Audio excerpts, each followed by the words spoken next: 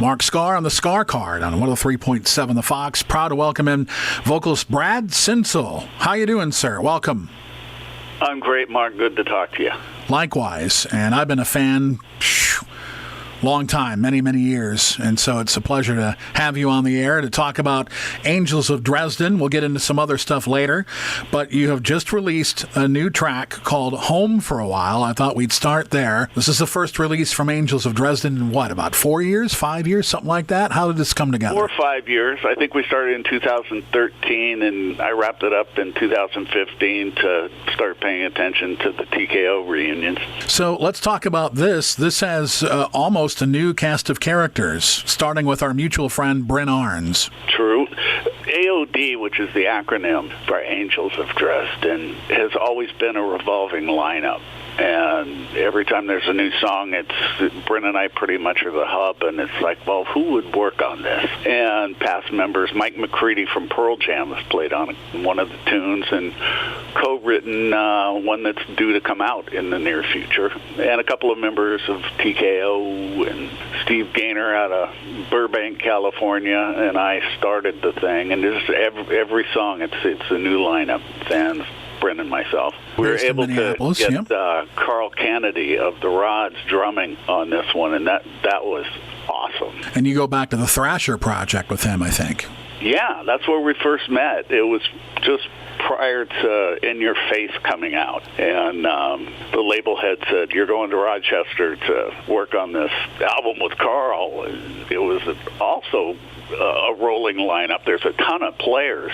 Me being West Coast, I didn't know half of them, but I got paired with Billy Sheehan on some monster song. That was kind of my introduction to thrash. And for those that don't know, Carl is a pretty renowned, not only being the drummer for the Rods, but also a pretty renowned record producer. Yeah, I think Anthrax, Exciter, Overkill, I think.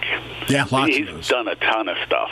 And then Brynn's mutual friend, Chris Barato, on bass on this track. Yeah, that also came out of left field. And apparently I had met Chris when I was at A&M Studios with War Babies in the 90s. And he was doing work with Guns N' Roses for, I think, Chinese Democracy during that whole fiasco. I think Axl took over Studio A and put a triple king-size bed in the middle of the gymnasium room. It was bizarre. But Chris is pretty much a session guy, and Great White, Samantha 7, as I said, the Guns N' Roses track, and he's an easy guy to work with.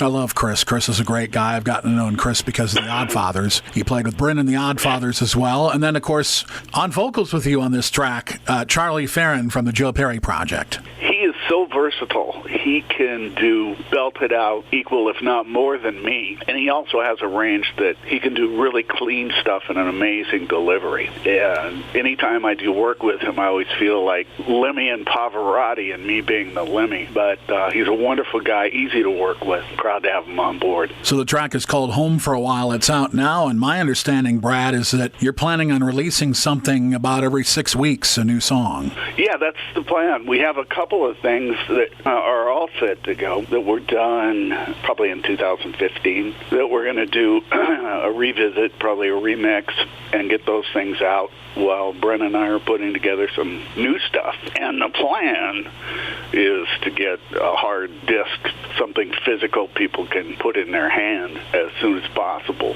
with a complete album's worth of Angels of Dresden. Talking with Brad Sinsel, and would this include tracks like maybe Doomsday and Go Down Swinging, things of that nature? Yeah. Also have the thing I did with McCready on board. McCready played on Doomsday, but he also played on this song Criminal that I'm trying to get that out next.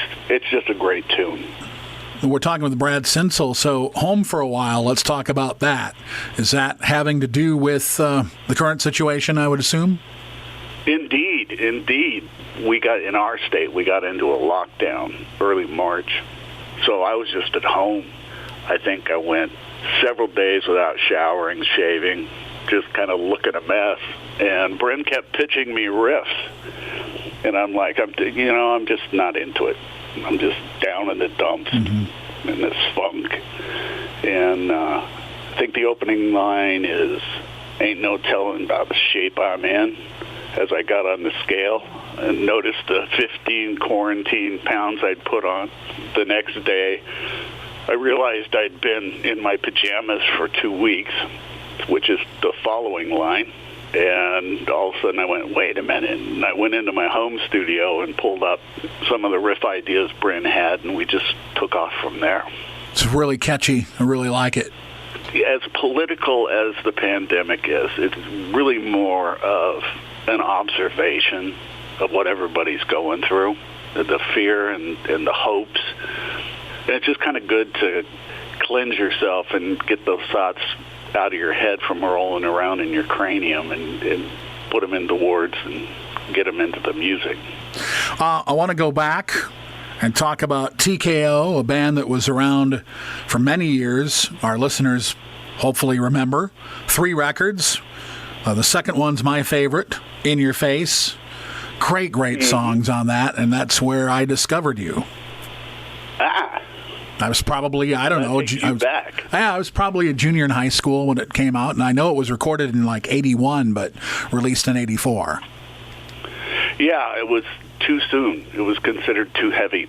84 it came out, and I think we were up against Rat with Atlantic Records, and Rat won out. And then by the time 85 rolled out and we put out the third one, it was almost considered too light because thrash had hit. I should have stuck with Carl and Thrasher. And then after TKO, I think before War Babies, there was a project called Suicide Squad. True. I did that with the original guitar player from TKO, Rick Pierce, who later in Q5. We were kind of between things, and we had a mutual friend, Richard Stuverud, who ended up being the drummer for War Babies. And we just went into a studio and did an EP. It was a demo for Combat Relativity. It got it all done, and the A&R guy says, this is friggin' fantastic. He's going to want to know how much you want. And I told him how much I was expecting, and it was too much. He said, my suggestion to you is run immediately to the next record label and get this thing out, which we did. I believe it was put out on Music for Nations. Okay. I think we got like $2,000 or something like that. I'd never had a record deal so low. But I was able to pay for the birth of my son, and I think Rick Pierce got a Ford Fairlane out of the deal. Huh. So Silver linings. We later found out through a conversation with Barry Coburn of Combat Relativity, said he enjoyed the album. He goes, I own controlling interest of Music for Nations. so much for my swarthy abilities in the industry to negotiate. And then War Babies in the early 90s. I had spent a year, 88 through 89, in Los Angeles, just kind of scoping out what's going on.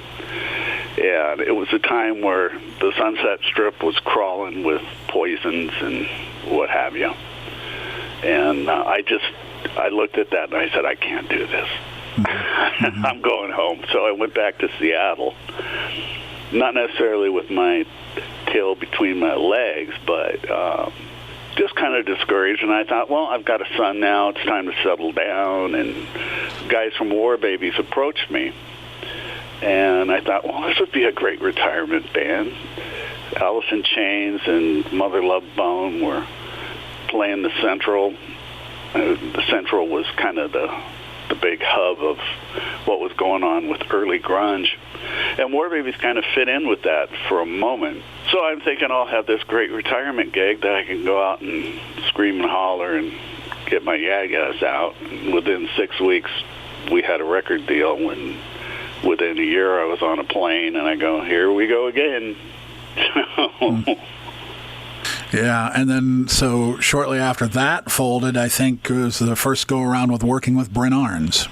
Yeah, he and I started working remotely, I would say mid to late 90s, when home studios were just beginning, and they were glitchy, and so finally we started. I came out to Minneapolis a couple times at the Terrarium with Brynn, and loved the Terrarium, loved White Castle across the street. Mm-hmm.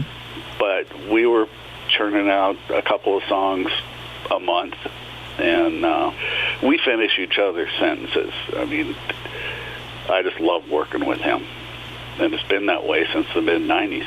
Brad, thank you so much for being on with us tonight. We appreciate it. We're looking forward to hearing more. Angels of Dresden. One of the best rock and roll voices, Brad Sinsel, ladies and gentlemen. Thank you, kind sir.